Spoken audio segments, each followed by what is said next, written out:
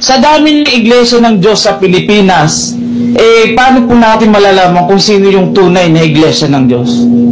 Una, maraming iglesia ng Diyos, hindi lang sa Pilipinas, pati sa Amerika, yung kay Armstrong, iglesia ng Diyos yun.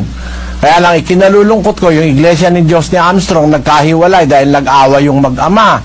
Si Ted Garner Armstrong at saka si Herbert W. Armstrong, naghiwalay yung mag-ama, nag-away.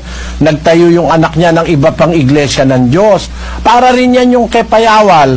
Nag-away yung grupo ni Laurel at saka ni Payawal, nagkahiwalay sila. Yung isa, ang iglesia ng Diyos kay Kristo Jesus. Yung isa naman kay Payawal, nagtayo, kabanal-banalang iglesia ng Diyos kay Kristo Jesus. Parang away na ganun din.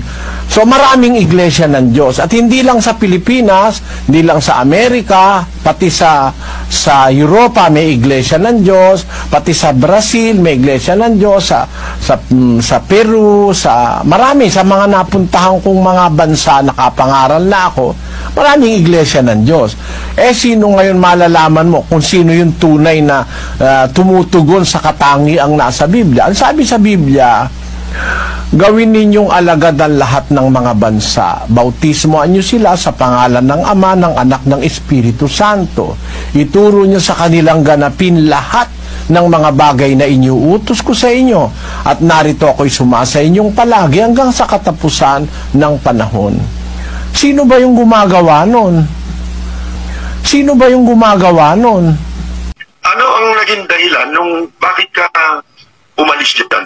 O nawala dyan? Ang napansin ko po kasi, Kapersi, noong mga panahon na yon, yung mga tinuturo po ni Mr. Soriano, hindi po yan pirmi. Nagbabago-bago po at nagkakakontra-kontra na po yung kanyang mga itinuturo.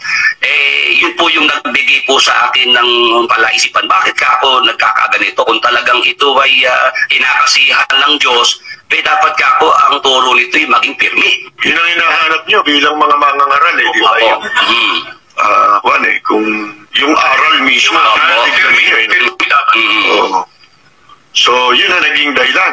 Umalis ka na lang ba o paano? Kasi marami dyan ang umalis na dyan, sa bandang uli, sinasabi nila, hindi umalis yan, tiniwalag namin yan.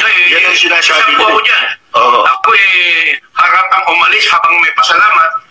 Habang nagsasalita siya, binuhat ko yung aming upuan ng pamilya namin. Kanya-kanyang upuan pala yun. Opo, benda lang kami ng pamilya ko. At nagmarcha kami paalis. At talagang nakita ng buong... Para pala kayo na-april, ano?